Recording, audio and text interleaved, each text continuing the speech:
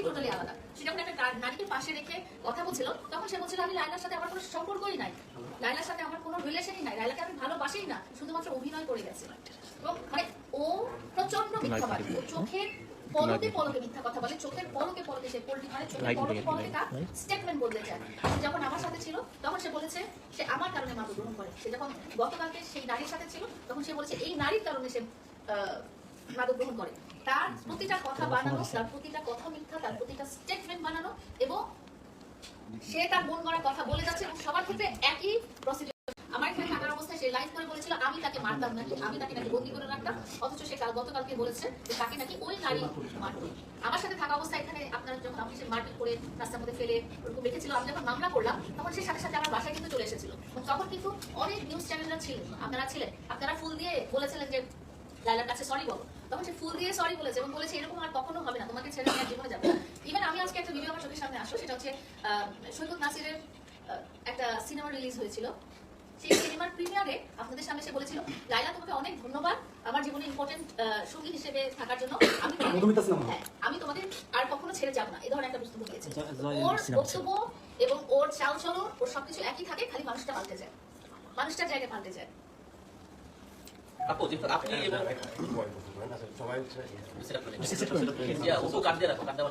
Family support নেই, কিছু একটা পাস আছে, তারা তার ভালোবাসায় বা তার মায়ের তার পরিবারের অভিনয় দেখে প্রথম কনভিন্স হয়ে যায়।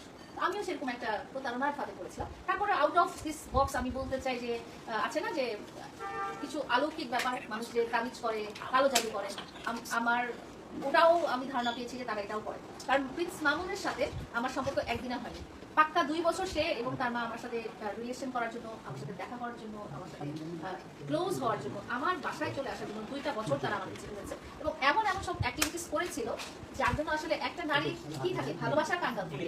ওই রকম অ্যাক্টিভিটিস দেখে আসলে না কনভিন্স হওয়ার কোনো উপায় ছিল না। আমি আসলে আমি যদি আপনাকে প্রচন্ড পরিমাণ ভালোবাসা দিই তাহলে আমার পরিণতি হবে না। আসলে এই যে বললাম না যে মানুষের সিচুয়েশন বলে একটা কথা আছে, আমি যে সিচুয়েশনে চলেছিলাম সেই সিচুয়েশনে আমার একটা পাস্ট ছিল, আমার কথা মনে বলছে। হ্যাঁ, এবং সে কিন্তু এই ধরনের মানুষদেরকে টার্গেট করে যাদের কাছ থেকে সে সহজে টাকা পয়সা এবং স্ট্যাটাস এইসব আদায় করে দিতে পারবে। একই কথা তার সাথে যিনি আছেন, যেই মহিলা আছেন তিনিও বলবেন, কারণ আমি জানি উনি কিভাবে আমার লাইফে এসেছিলেন, আমি আপনাদের সাথে শেয়ার করেছি। তো সেটা দেখার পরও কোনো নারীর যে তার ফাঁদে পড়তে পারে এটা আমার বিশ্বাস হয়নি। কারণ কি আমি খুবই সোশ্যাল মিডিয়াতে অ্যাক্টিভ ছিলাম এটা বলার জন্য যে আমার সাথে কি ধরনের প্রতারণা করা হয়েছিল, আমাকে কিভাবে ফাঁদে ফেলা হয়েছিল, প্রতিটা কথা আমি কিন্তু স্পষ্ট করে খুলে বলেছি বারবার। প্রতিটা ঘটনার পরপরই আমি আপনাদেরকে বলেছি যেটা আপনারা সোশ্যাল মিডিয়াতে ছড়িয়ে দিয়েছেন মানুষের অ্যাওয়ারনেস জানানো পর। তারপরও কেন এই নারী এই প্রতারণার ফাঁদে কেন পারেন আপনি বলেন? কারণ যারা প্রতারক তারা জানে কিভাবে প্রতারণা করতে হয়, যারা প্রতারক তারা এইভাবেই টার্গেট করে, এবং যারা প্রতারক তাদের কথা খুব সুন্দর হয়, তাদের খুব কনভিন্সিং পাওয়ার থাকে যেটা ওর মধ্যে ওর পরিবারের মধ্যে বিদ্যমান। আপনার সোসাইটি আর মামুনের সোসাইটি আপনি কিন্তু আমার জায়গায় যখন আপনি না থাকবেন তখন হয়তো ওই সিচুয়েশনটা আপনি কিন্তু বুঝতে পারবেন না। একটা নারী, একটা ডিভোর্স নারী বাংলাদেশের সমাজে কতটা হেয় হয়ে থাকে, কতটা অবহেলিত হয়ে থাকে, কতটা মানে পরিহাসের পাত্র হয়ে থাকে, এবং সেই সময় সে যে একটা শেল্টার খুঁজে সেই ফিলিংসটা কিন্তু আমি আপনাকে এই মুহূর্তে বলে বোঝাতে পারবো না। কিন্তু আমি ওই নারী বুঝতে পারবে যে নারী আমার মতো একটা সিচুয়েশনের মধ্যে দিয়ে গেছে, যার স্পেশাল চাইল্ড আছে, যে ব্রোকেন ফ্যামিলি, যার কোনো বাবা বা ভাই এই ধরনের কোনো ফ্যামিলি সাপোর্ট নাই, সে যে কতটা খুঁজতে থাকে একটা ভালোবাসার মানুষকে, কতটা খুঁজতে থাকে একটা সাপোর্টকে, এই জিনিসটা আমি বা আমার মতো নারীরা ছাড়া কোনো পুরুষ বা অন্য নারী যারা এই সিচুয়েশনে পড়েনি তাদের বোঝার ক্ষমতা নেই। আপনি কি মনে করেছিলেন যে মামুনের মতো ফটকা একটা ছেলে, পিচ্চা একটা ছেলে, টোকা একটা ছেলে আপনাকে সেই সাপোর্টটা দিতে পারবে? প্রথমত না, আমি কিন্তু আপনাদেরকে প্রথমেই ক্লিয়ার করেছি যে 2 বছর তারা আমার পিছনে, সে এবং পরিবার সহ নিরলস পরিশ্রম করেছে, এফোর্ট দিয়েছে, এবং আমি আপনাকে সেটাও বলেছি যে তারা শুধু এফোর্ট দিয়েই খাদ্য হয়নি, তারা কিন্তু ওই যে হুজুরের পানি পড়া, তাবিজ, খাবারের সাথে লবণ করা, এগুলোও করা হয়েছে। কিন্তু আমাকে বলতো তোমার মন ভালো হয়ে যাবে, তোমার বাসার পরিবেশ ভালো হয়ে যাবে, আমি ওই হুজুরের কাছ থেকে নিয়ে আসি।